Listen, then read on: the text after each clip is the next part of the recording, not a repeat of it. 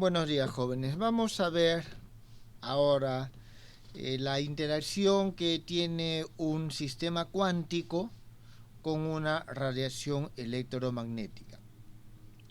Sabemos que a diferencia de la mecánica clásica o de la electrodinámica clásica, donde la energía electrodinámica se emite de forma continua, en la mecánica cuántica la emisión y la absorción de la luz o de las ondas electromagnéticas o de la energía electromagnética se da por cuantos.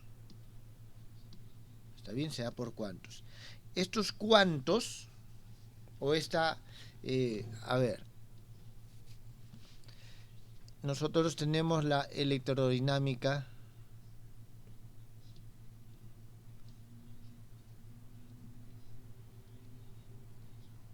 clásica, y aquí nosotros tenemos que la energía se emite y absorbe de manera continua.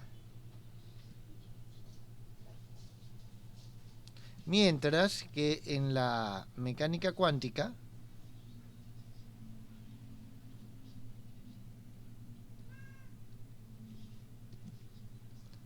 la energía se absorbe y emite por cuantos. Estos cuantos de energía, o sea, estas porciones de energía, son proporcionales a la constante de Planck por la frecuencia de la oscilación electromagnética, o la frecuencia de la radiación electromagnética. Muy bien, entonces esa es la premisa. Nosotros vamos no a trabajarlo cuánticamente, es decir, no vamos a cuantizar, vamos a trabajarlo de una forma, digámoslo, semiclásica. Y si bien es cierto, no vamos a trabajar cuánticamente, no vamos a hablar de partículas de luz en forma específica, pero a estos cuantos los vamos a llamar nosotros fotones. ¿Está bien? Simplemente por una economía del lenguaje. Entonces, aquí nosotros vamos a comenzar este desarrollo, este estudio de la emisión y absorción de la luz, definiendo el hamiltoniano de esta interacción. Ahora, aquí hay que también tener en cuenta lo siguiente. El campo electromagnético va a estar definido por sus potenciales eléctrico y magnético, los cuales los vamos a definir clásicamente, no cuánticamente. Y además vamos a considerar de que el campo electromagnético es lo suficientemente pequeño como para poder estudiar este sistema utilizando el primer orden de la teoría de perturbaciones. Entonces vamos a ver cómo es que construimos este hamiltoniano. En primer lugar, vamos a decir que se tiene un sistema cuántico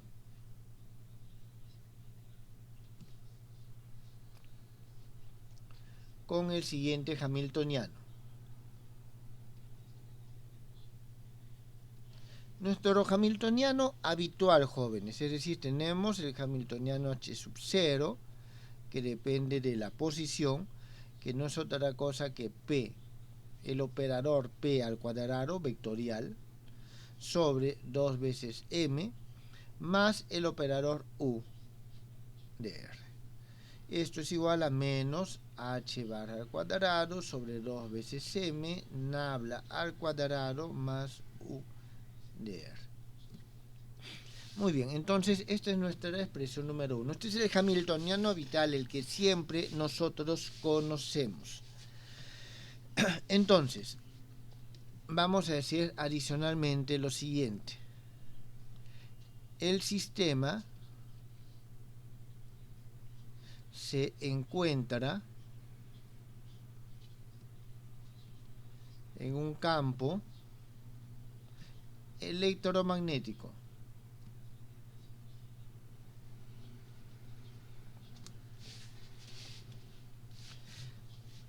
Descrito por los o por sus potenciales eléctrico. Nosotros vamos a poner aquí phi de RT y el vectorial A de RT, su potencial escalar y su potencial vectorial. Muy bien. Entonces, de manera análoga a como nosotros planteamos en el álgebra, o disculpe, en la mecánica clásica, vamos a introducir estos dos campos en la expresión para el hamiltoniano. Ustedes saben bien de que la parte vectorial va a ingresar en la parte vectorial y la parte escalar va a ingresar en la parte escalar. Entonces, vamos nosotros a considerar de que nuestro sistema es un electrón. ¿Está claro? Entonces vamos a considerar de que estamos trabajando con un electrón, con una carga E. Entonces, nosotros vamos a tener de que el paso del campo libre, o la parte del P libre, el momento libre, se va a convertir en el P libre que teníamos menos E sobre C por A. Este A que depende de R y de T en términos generales. ¿Está bien? Y vamos a tener de la misma forma que el phi va a ingresar tal como está aquí. Entonces, nosotros tenemos de que nuestro hamiltoniano, en este caso, va a ser igual a 1 sobre 2 veces m, que multiplica a este p menos e sobre c a de rt al cuadrado más u de r más e por phi de rt. Entonces, este es nuestro hamiltoniano. Jóvenes, ¿tienen alguna pregunta con respecto a esto?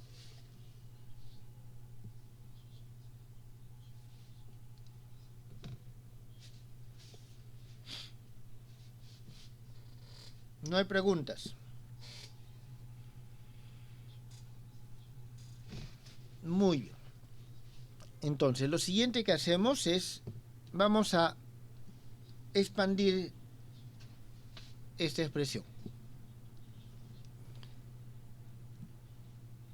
Expandimos 2 y vamos a escribirlo de la siguiente forma. Nuestro h de rt va a ser igual a el h sub 0 de rt de r. Jóvenes, aquí estamos hablando de este h sub 0. Lógicamente va a aparecer más todo lo demás. Un potencial B que depende de R y de T. Donde dejo para que ustedes verifiquen de que el cálculo realmente está correcto y que esta es la forma B de RT. Va a ser igual a menos E sobre M por C A de RT multiplicado por P menos I H bar E sobre 2 veces MC divergencia de A que depende de RT más E al cuadrado sobre 2MC al cuadrado de RT. Esta es nuestra expresión número 4.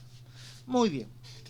Esto sale simplemente de expandir esto. Ustedes operan de la forma correspondiente.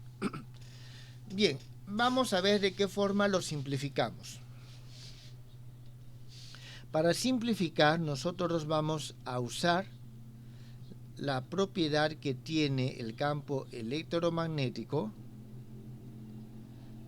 de tener una invarianza de calibre. ¿Está bien? Es decir, un gauge. Nosotros podemos darle condiciones adicionales a phi y a phi y a rho y a de tal manera que se simplifica nuestra expresión. Entonces, nosotros vamos a usar el calibre denominado de Coulomb. Ustedes han usado en su curso de electromagnetismo el calibre de Lorentz para poder llegar a la ecuación de onda de las ondas electromagnéticas. Nosotros vamos a usar el calibre de Coulomb. ¿Por qué utilizamos el calibre de Coulomb? Porque nos simplifica esta expresión. El objetivo de los calibres, de usarlos, es simplificar las expresiones. Entonces tenemos phi de RT igual a 0 y vamos a colocar, ¿está bien? Y sobre el campo o el potencial vectorial se plantea la siguiente condición. Entonces nosotros tenemos esto. Como resultado, un momentito.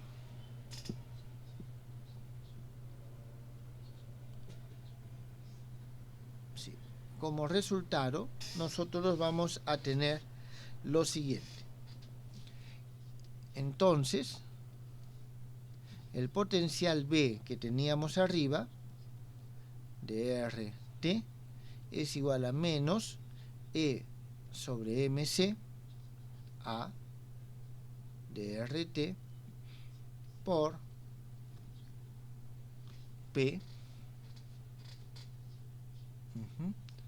por P, es decir, este término y este término, más E al cuadrado sobre 2MC al cuadrado A al cuadrado de RT. Entonces tenemos esta expresión. Jóvenes, aquí me he olvidado de algo, que ahora lo coloco. Falta más E phi de RT.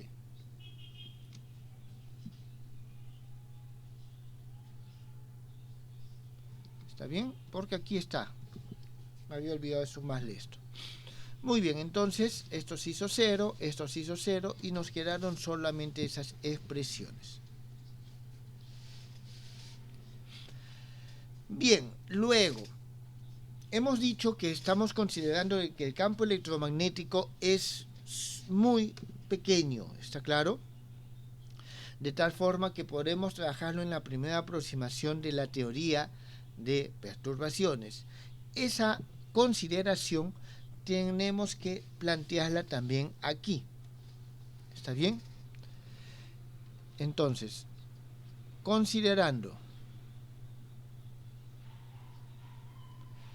que el campo electromagnético es débil,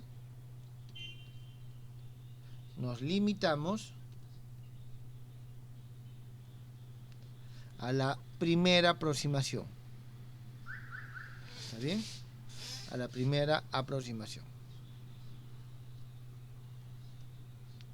La primera aproximación en teoría de perturbaciones significa que este término no va a ser significativo.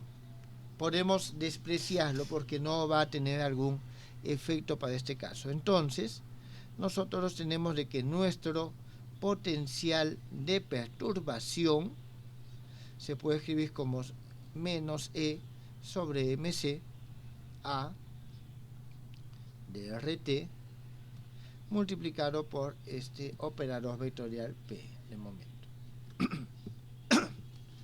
¿Tienen alguna pregunta, jóvenes?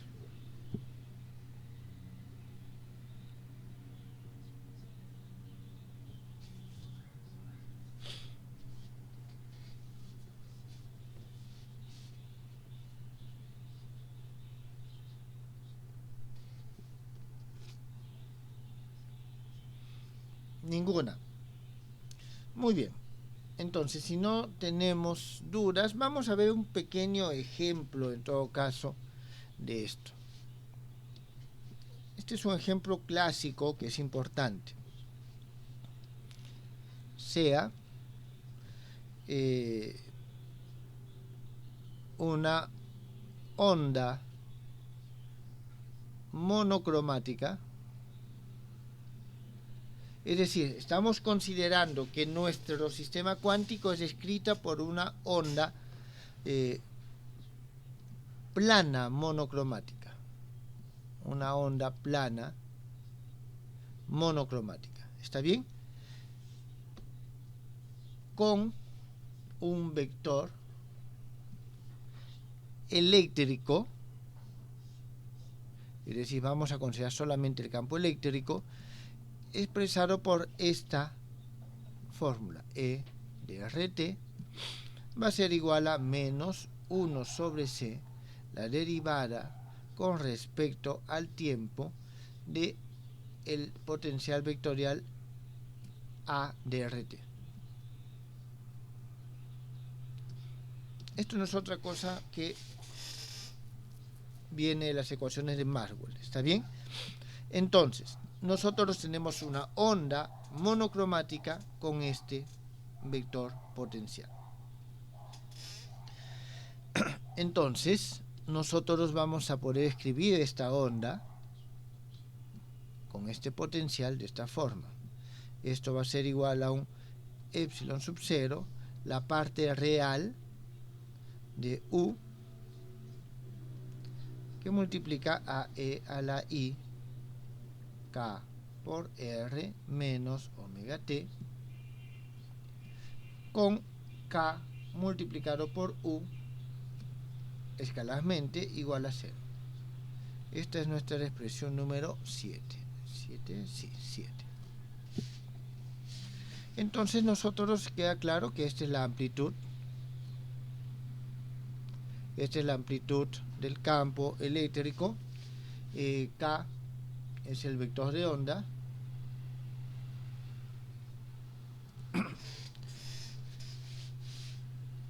Este U va a ser el vector de polarización. Vector de polarización. Disculpen, aquí este es vector.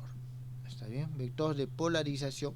En términos generales es complejo. ¿Está claro? Vector de polarización complejo y unitario. ¿Qué significa que sea unitario? Significa que si tengo U multiplicado por U igual a 1. Muy bien.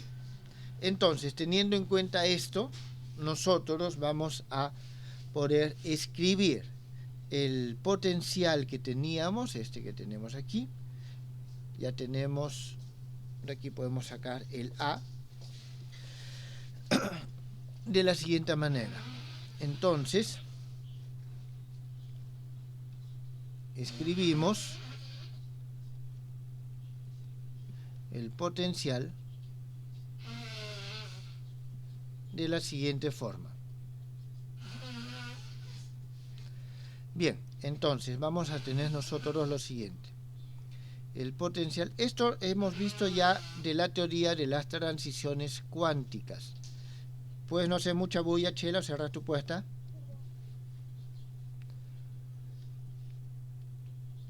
RT es igual a, vamos a tener un R más de R e a la menos I omega T más B menos de R e a la más I omega T.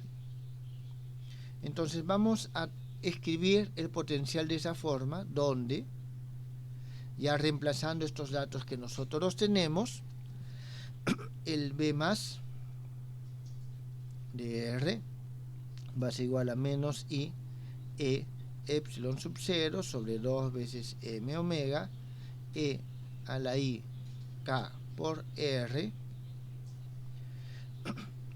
producto de U, producto escalar de U por P. El B menos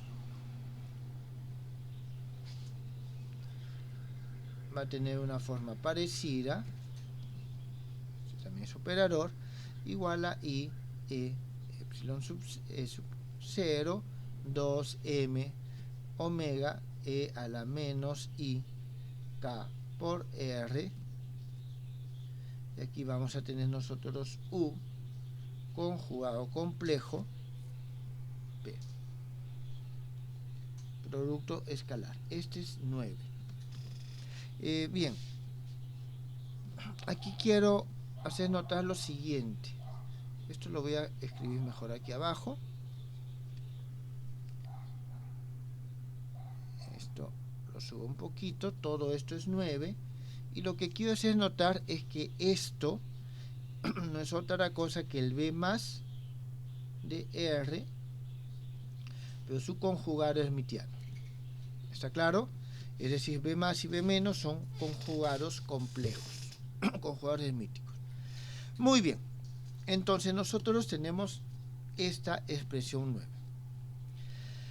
Según como hemos visto anteriormente, la transición cuántica o la probabilidad de la transición cuántica es de emitir un fotón con energía h omega por unidad de tiempo, se va a poder expresar en términos de los elementos matriciales, del cuadrado de los elementos matriciales de estos operadores.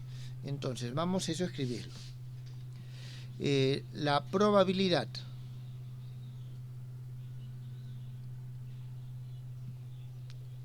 de, al momento que hay la transición, hay emisión o absorción, porque se necesita energía. Entonces la probabilidad de absorción o emisión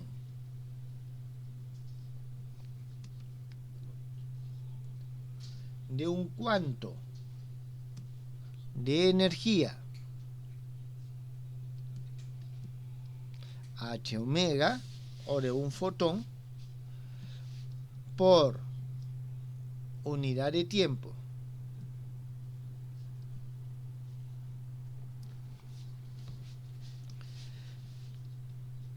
como resultado de la transición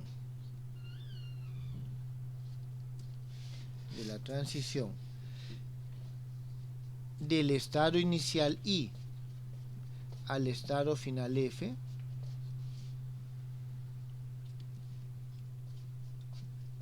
se define por la siguiente expresión.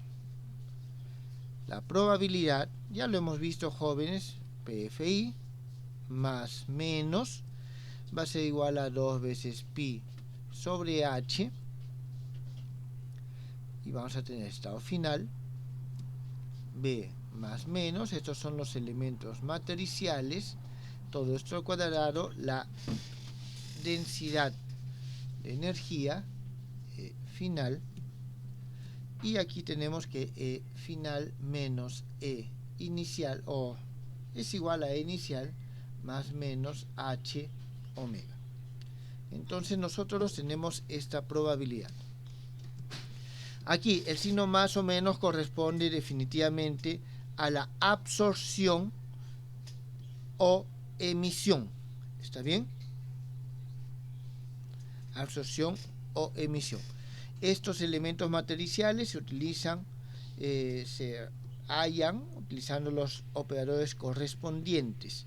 Y la densidad de las energías finales depende del tipo concreto de transición cuántica. ¿Tienen con respecto a esto alguna pregunta?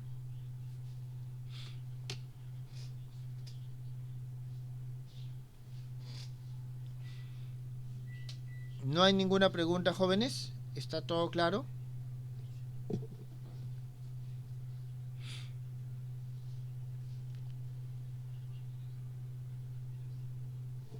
Entonces, esto es la probabilidad de emitir o absorber por parte de un sistema cuántico.